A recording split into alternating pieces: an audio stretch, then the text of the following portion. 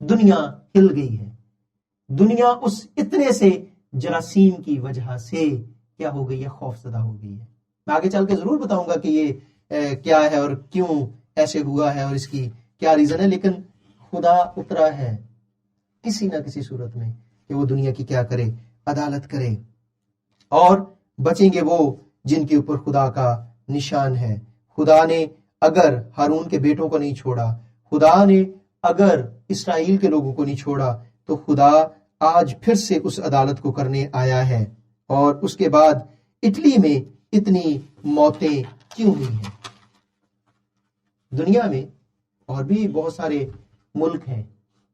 لوگ کہتے ہیں کہ ایران سے جو ساری فلائٹس ہیں وہ گئی ہیں، لیکن ایران میں بھی اتنی موتیں نہیں ہوئیں جتنی جو اٹلی میں ہوئی ہیں. کوئی کچھ بھی اس کی تشریح کرے، کوئی کچھ بھی کہے، ڈاکٹر میڈیسن دیکھتے ہیں، جو ماہر معاشیات ہے وہ روپے کو دیکھتے ہیں، جو آرکیٹیکٹ ہے وہ بلڈنگ کو دیکھتا ہے. میں پادری ہوں تو مجھے ہر چیز میں خدا نظر آتا ہے، اور خدا نظر آنا بھی چاہیے، خدا کے کام نظر آنے بھی چاہیے. یورپین ممالک میں میرے عزیزو، اٹلی وہ واحد ملک ہے جس میں سب سے زیادہ جو چائنی ہیں وہ جاتے ہیں، بزنس کے لیے نہیں، سیاحت کے لیے. ہر سال اٹلی میں 40 لاکھ چینی سیاحت کی غرض سے جاتے ہیں. اور اگر آپ 40 لاکھ کو تقسیم کریں پر ڈے پہ، یعنی 365 پہ آپ تقسیم کریں، تو تقریباً یہ 10,958 تقریباً 11,000 کے قریب پر ڈے بنتے ہیں یہ چینی. آپ اسے اتفاق کہیں، آپ اسے کچھ بھی کہیں، لیکن خدا اپنے کام کو کرتا ہے، اور وہ کسی بھی طریقے سے کرتا ہے. جیسے میں نے پہلے کہا کہ خدا ہواؤں کو، خدا پرندوں کو، خدا جانوروں کو اپنے کام کے لیے استعمال کرتا ہے. اور جب 1948 میں جب چین میں جب ریولوشن آیا، جس کو انیشل لبرل ریفارمز کہتے ہیں، اور اس میں جب انہوں نے اسٹیٹ کو جو لبرل ہونے کا درجہ دیا ہے، اور اٹلی وہ جگہ ہے جہاں پہ پوپ قید میں بھی رہے ہیں، آئسولیشن میں بھی رہے ہیں، ان کو قید کیا گیا ہے. اور یاد رکھیے، جب ہم خدا سے دور ہوتے ہیں، جب ہم خدا کا انکار کرتے ہیں، تو پھر خدا ہمیں سزا دیتا ہے. اٹلی خوبصورت ہے، لیکن اسی یورپ میں، کیونکہ جو آج ویزا لگتا ہے وہ شینجن جو ویزا لگتا ہے، شینجن جو ملکوں کا، تو وہاں پہ جو ویزا لگتا ہے وہ 26 ملکوں کا ویزا ہوتا ہے، آپ کہیں بھی جا سکتے ہیں. لیکن آپ سوچیں کہ کوئی سوئٹزرلینڈ نہیں جا رہا، کوئی فن لینڈ نہیں جا رہا، جو بہت ہی پیارے ملک ہیں، جھیلوں والے ملک ہیں اور ہریالی والے ملک ہیں، خوبصورت ملک ہیں، برف والے ملک ہیں، لیکن یہاں پہ آ رہے ہیں. اور وہ ایک ریزن بنی ہے ان کی تباہی کی.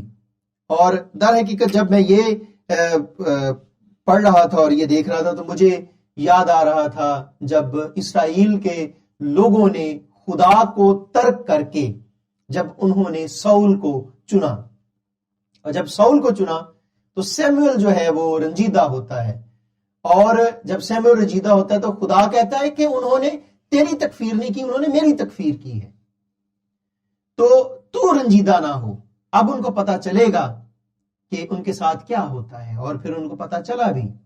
اور جب ہم نے خدا کو چھوڑ کے ہم نے انسان پہ یا انسان کی کسی چیز پہ یا کسی اور پہ بھروسہ کیا ہے، یا کسی اور آفتاب کو سجدہ کیا ہے، تب ہم تباہی کی طرف گامزن ہوئے ہیں.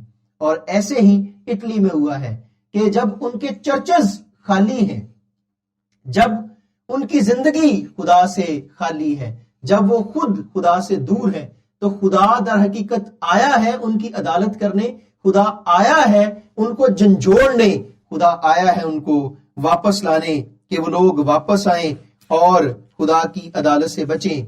یہ جو وائرس ہے، در حقیقت کلام مقدس میں جو 21واں باب ہے اور 24واں باب ہے اور 13واں باب ہے، جو اناجیل میں ہے، مرکز کی انجیل میں، لوکا کی انجیل میں اور متی کی انجیل میں، تو اس میں خدا نے یہ پہلے سے پریڈکٹ کر دیا تھا کہ یہ ہوگا، یہ سب کچھ ہونا ہے اور یہ تمہارے ساتھ بھی ہوگا.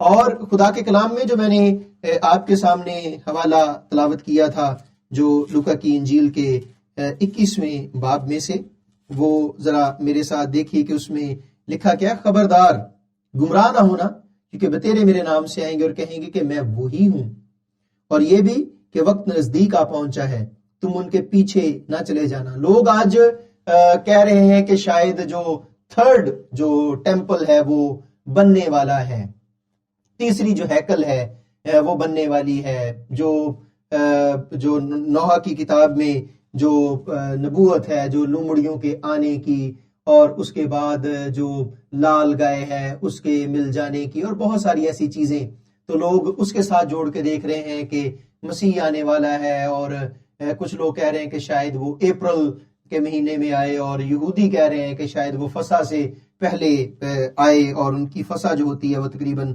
انہی مہینوں میں ہوتی ہے، جو تقریباً 16 اپریل تک ہوتا ہے. اور اس بار جو ان کا ہے وہ تقریباً اسی ایرا میں آ رہا، تقریباً 12 سے 16 اپریل کے درمیان میں یہ جو پورا آلموسٹ مہینہ ہے، اور اس میں وہ کہتے ہیں کہ مسیحا آئے گا. اور جب میں یہ بات آپ سے کہہ رہا ہوں کہ یہ پیشن گوئیوں کی تکمیل ہے کہ خداوند نے کہا کہ اخیر زمانے میں فساد ہوں گے، اور اس میں 10 باتیں ہیں جن کا کلام مقدس میں ذکر ہے کہ جب آخری وقت ہوگا یا آخری وقت قریب ہوگا تو تب یہ 10 باتیں ہوں گی. پہلی بات گمراہی، جو بے راہ روی ہے، جو پہلی نشانی ہے وہ ہوگی. اس کے بعد جھوٹے جو مسیح ہیں وہ اٹھ کھڑے ہوں گے، اور اس کے بعد جو جنگیں ہوں گی دنیا میں، جیسے آپ جنگیں دیکھتے ہیں کہ عالمی جنگ بھی ہوگی اور جو ملکوں کے درمیان جنگ ہے وہ بھی ہوگی.